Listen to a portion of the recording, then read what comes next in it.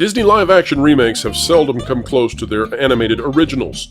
However, Snow White and the Seven Dirty Hippies, Snow White and the Seven animated CGI monstrosities, well, that has reached a new low, Rachel Zegler having helped it do so.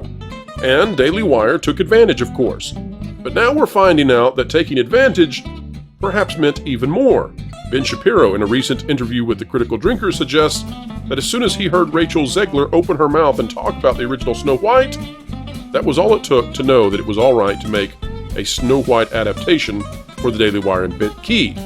Now, not only are we finding out that being a detractor of Disney is worth big bucks, but we're also finding out that the Snow White film itself from Disney now has at least a $330 million spend, and this sucker could cost more than $500 million even before it comes out to blow up, and not in a good way, at the theaters.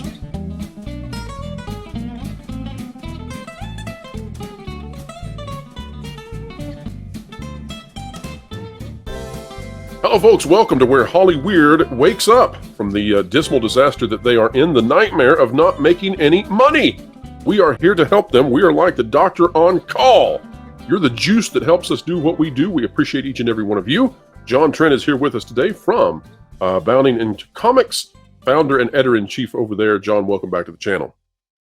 Thanks for having me. It's good to be back.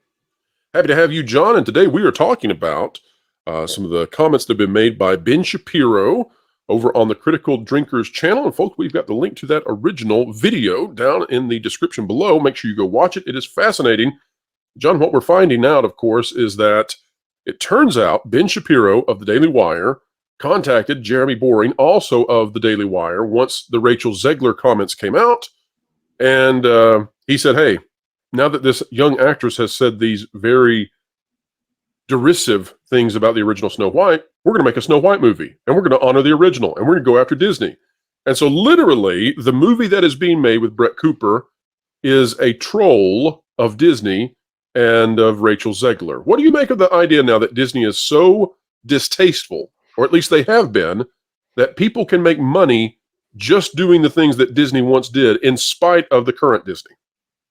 I think that just shows that they don't have a vision and they lack any kind of creative engine. I think that's one of the things that Nelson Peltz has talked about when he released his white paper, I guess you want to call it, when he was talking about the things that Disney is struggling on. And one of those was the creative engine, and the fact that they are completely dropping the ball, not just on Snow White, but on Marvel and Star Wars and pretty much everything else that they've got going on the creative front. I just think shows a massive weakness, and people are willing to fill that gap. They see that weakness and they're willing to go after it because they do see that there's a demand in the audience to want a lot of this stuff. I know from my personal opinion, I'm tired of a lot of the dreary doom and gloom kind of movies and TV shows that are out there, or a lot of the gender swapping, the race swapping, all of that stuff that Disney is now, that's a hallmark of the Walt Disney Company. And I think people are tired of that stuff, and they just want kind of authentic, genuine stories, and people are willing to do that. And it's not just Bent Key or the Daily Wire doing it, but you're going to see a lot more people doing it. I think even Universal is kind of stepping in there, obviously with their Super Mario Brothers adaptation and things like that. So they're really weak right now, and I think people see it and they're going to exploit it and go after it and fill that gap in the market from the audience demand. You know, John, Snow White and the Seven Dirty Hippies, which has now been changed into Snow White and the Seven CGI Monstrosities. This is a film that sort of epitomizes what Disney has been up to, but it does not go unnoticed by me, and I suppose by you as well, that you can't hardly go onto Disney Plus and look up older Disney content from their classic years without having some sort of warning label that shows up first, telling you that this is inappropriate material. They have castigated largely their catalog from back when Walt was in charge. And I don't see how a company can continue on if they despise their own foundation. And let me give you a more recent example of this. I was thinking about a movie, and I think this came out in the 90s, but it may have come out in the early 2000s, but I'm fairly certain that the 90s. You remember the movie Remember the Titans with Denzel Washington? Yes, excellent film. I agree. But I was thinking about that movie, and I thought the Disney of today would find that an absolutely deplorable film. They would never make that film because it breaks through identitarianism, and they would hate that.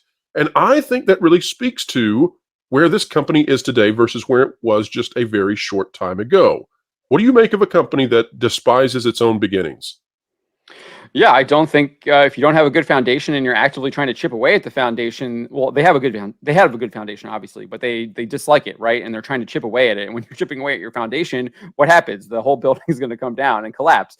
I think Jesus Christ has a parable about that on how you build your buildings. You want to have a strong foundation. You don't want to destroy it. So yeah, I think that's just despicable. And when you're collapsing, I mean, someone else is going to build a better foundation and build something better to house the things that you had previously been housing, because it needs a place to be housed, right? That's exactly right. Let's go to an article now that I think shows what happens when you don't do such things. This out of GeekTyrant by Joey Power. Disney allegedly spent $330 million on its live-action Snow White movie, and they're concerned. Oh, wow. I can't imagine why they would be concerned. Folks, as we go into this, take a look at the image that's on your screens right now, if you are able to. Now, if you're driving, of course, don't do that. But we're looking at Rachel Zegler portrayed as Snow White, and the 7 dirty hippies are gone now, the live-action characters, and replaced we have 7 CGI dwarfs, not real people with dwarfism, but CGI dwarfs. So there is a rumor going around that those hippies are still around. They're just part of like this bandit group that's led by the male quote unquote lead actor, and the dwarfs are still there too. And they've just they have them both happening now. That's like I might believe that, John, and I won't be surprised if that's what they do, because they've got a situation here. We almost certainly believe, based on those photos from the post-production, that those were originally going to be the dwarfs. Yes, we kind of got that from Rachel Zegler's comments. But, what do you do with them if you're going to switch over to CGI? They're still being paid by you. They're going to be very unhappy if you cut all 7 of them out of the movie. So I could see them trying to retroactively go in the script and say, okay, well, now you're bandits, magical creatures. There's 7 of you, but you're not the dwarfs anymore. Make sense? I 100% agree. That's probably what they did. I mean, if you go back and look at a lot of that stuff that was happening at that time when the Daily Mail published those set photos, they did indeed describe them as the dwarfs. Disney originally tried to dispute that, I guess, in a statement to the Daily Beast, saying the entire thing was fake. They eventually had another spokesman eventually kind of walk that back. Which really, John, when you come out and declare that something is fake, it's fake. It's real. It really says just how badly Disney knew this doesn't work. So yeah, and just to like highlight that point there though too, that these are they were the dwarfs, is because the Daily Mail did concede that the actress that they had the set photos from was a stand-in for Rachel Zegler, but they did not concede that they were not the dwarfs anymore. Right. And that was still part of their original reporting. Can you imagine, John, if Paramount had put out the Sonic the Hedgehog trailer, the original, and as soon as it went out and the reaction happened, Paramount was like, "It's a fake! It's fake! It's not real!" Yeah. It turned out not to be real. This movie is following the Sonic strategy, I suppose, but not in terms of budget. Potentially. Yes, because... The difference here is that Paramount actually was like, yeah, we hear you. We're going to fix this. We realize that you guys don't like this. This is not what you wanted. And we're going to change it. And we're going to make it more like the Sonic that you guys expect. And they actually publicly stated that. The director stated it and everything. And then what did they do? They did indeed delay the film. They changed the awful furry Sonic creature that they had created into what we expected to look like. And the film did really well. The Walt Disney Company has not been that transparent whatsoever at all. Instead, they released this photo here and are playing games in the media and the press after they announced a year delay. But they didn't explain why they were delaying it or anything like that. I just feel like they're just not being very honest and trying to be extremely secretive. Disney dishonest? What? Yeah. Well, John, there's a parallel and there's a disconnect between the Sonic story here. The parallel is that the original Sonic design is considered one of the most popular and iconic designs in all of character design inside the industry. It's almost perfect. You've got he's cool. Yeah, for getting little boys to be interested in the character, you can't do better than Spiky. The 3 iconic spikes and blue and the red sneaker. I mean, it's perfect. So the idea that it was one of the first games I played was Sonic on Game Gear. Yeah. So the idea that you would then think, well, I'm going to completely redesign that and go away from everything that is. Well, just crazy. Why do you have the IP if you're going to do that? So same thing with Snow White. This is a very, very popular brand, and why would you do anything to destroy it? Yet they did. The plan here was to have her be allegedly, from the scoops we've heard, to be an independent socialist woman leading a revolution of purity and justice against a German queen. That's not quite the original story, but there's also a disconnect. So you've got Sonic and Snow White that were released. The public got a glimpse of them. Nobody likes it, and then we get the adjustment. Okay, there's where it's similar. Where it's not similar is that the budget for Sonic was kept very frugal, and therefore the movie made tons of money. According to this article, we're already over $330 million, and that is before we get to the reshoots. And based on what I know from CGI, when you take away all of those live action characters and you replace them with CGI, I don't see any way that this isn't reshot tremendously. And the dwarfs are in the title. They're going to be in the movie. So all the time that the dwarfs are in the movie, every one of those scenes, I would think, has to be reshot. That means that you've got to redo the sets, or you've got to pull them back out if you had saved them. This is going to be, we're talking about upwards of $400 million on production alone.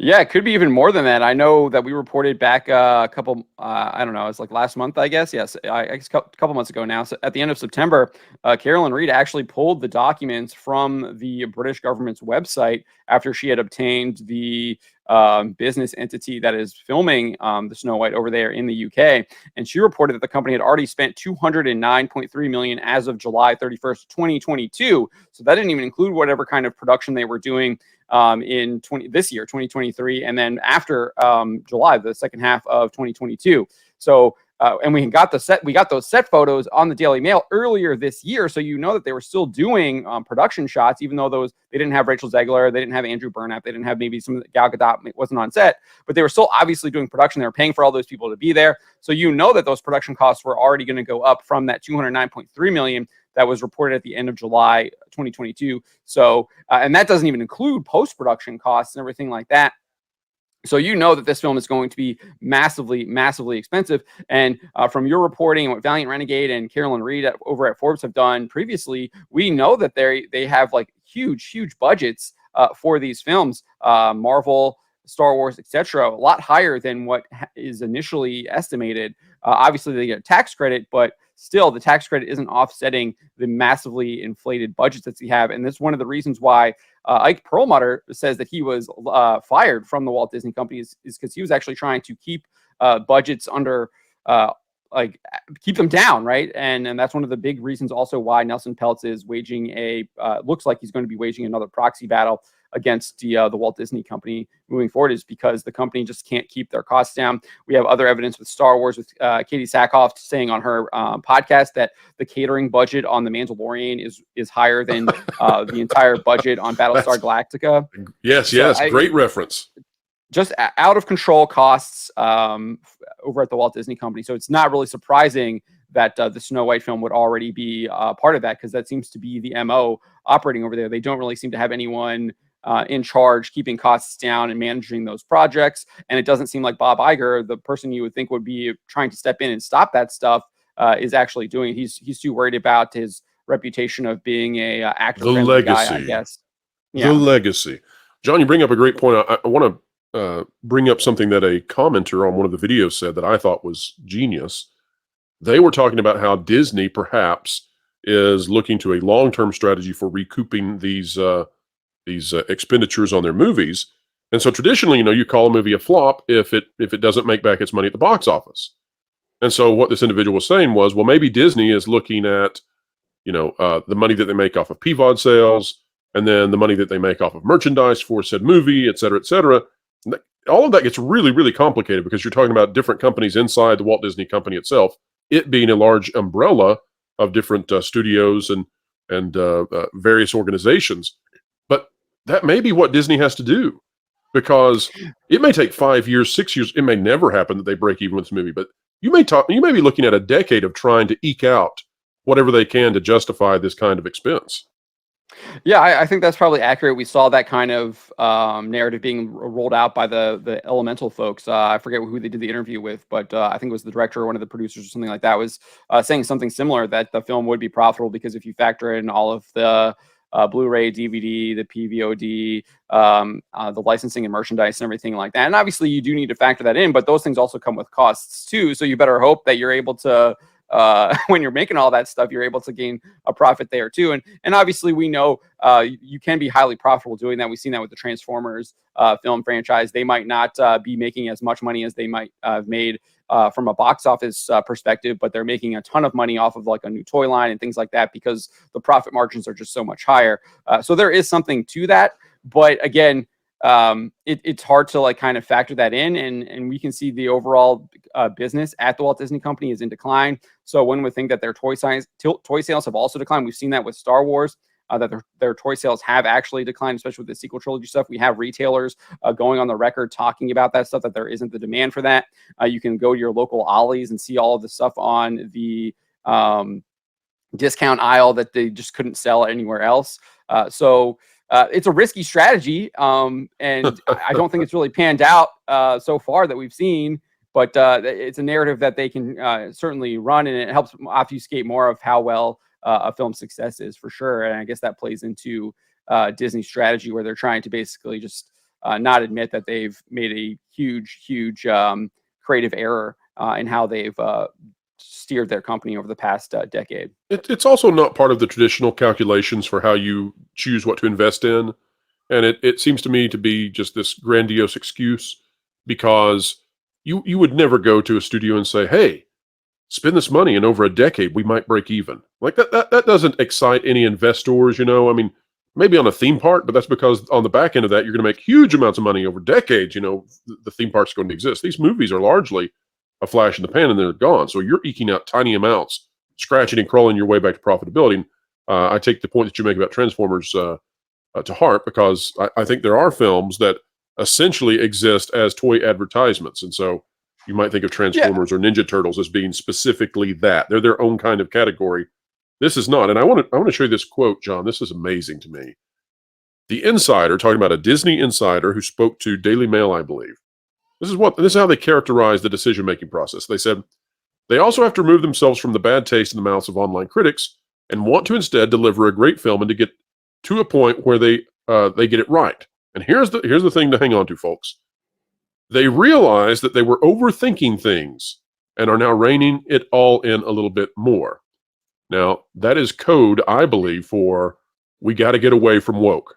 Because when you have decided that inclusivity of people with dwarfism means excluding them from everything, when you decide that you can't have Snow White be pretty or do any kind of commentary on youthful vigor, instead it has to be about justice, when you decide that she needs to lead an army of socialists against an evil queen in Germany, socialist revolutions in Germany, probably not a wise script to go with. So I'm thinking that eventually Disney looked at this and said, holy, and then we'll let you guys fill in the blank there. I think they freaked out when they realized what they were facing. What do you think, John?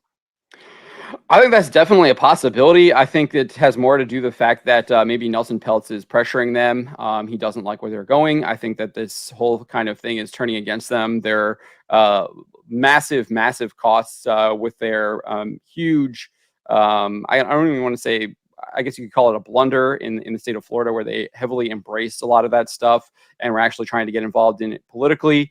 I still haven't seen enough evidence to show that that's where the Walt Disney Company is really going. I know we've seen Marvel TV get restructured, and there's been talk about that could be potentially because they're trying to get away from a lot of this stuff. But we also have Bob Iger's comments where he said that's not going away. That's intrinsic to the company now. Oh yeah, I think they might back up and retreat for this film, and then do it again. Like, I don't think they learned their lessons. I just think that they took too much heat and they thought, oh darn it, we gotta kill this one.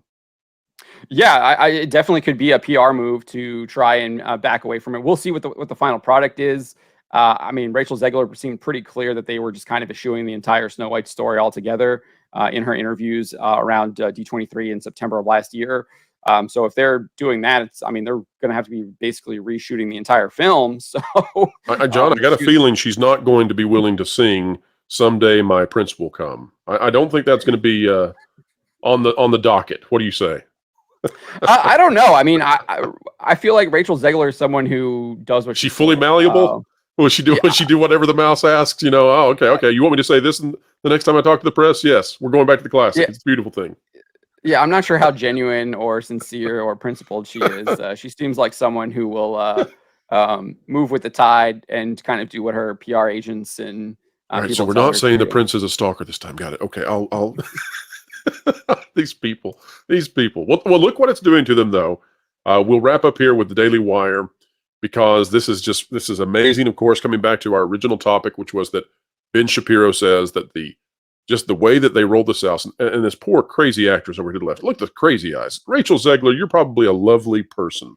No, folks, we don't really believe that, but hope springs eternal. No. Hope springs eternal. Yes. She is a beautiful child of God. She just needs to reconnect, perhaps. But Amanda Prestigliacamo is the author here. Disney versus Daily Wire. Snow White actresses side-by-side video clips go viral. And in this, again, the Daily Wire, largely now, I suppose, a detractor of modern Disney, just getting to ride the fact that audiences, the general public, despise what Disney is doing, and that is all they need to make a movie. It's amazing, and all they need for marketing right now is they just put. Look at this. They've got these tweets out where it's Rachel Zegler, Brett Cooper. You keep going down, you get more comments on it, but all they got to do is put one against the other, and boom, you've got marketing. It's free marketing on social media. How bad must Disney be that you can literally just put your lead actress's statements to the press and then say something nice on the other side of it with your actress, and you win? It's amazing. Yeah, it's just totally wild how far that Disney has fallen. They seem to be completely out of touch with the movie-going public.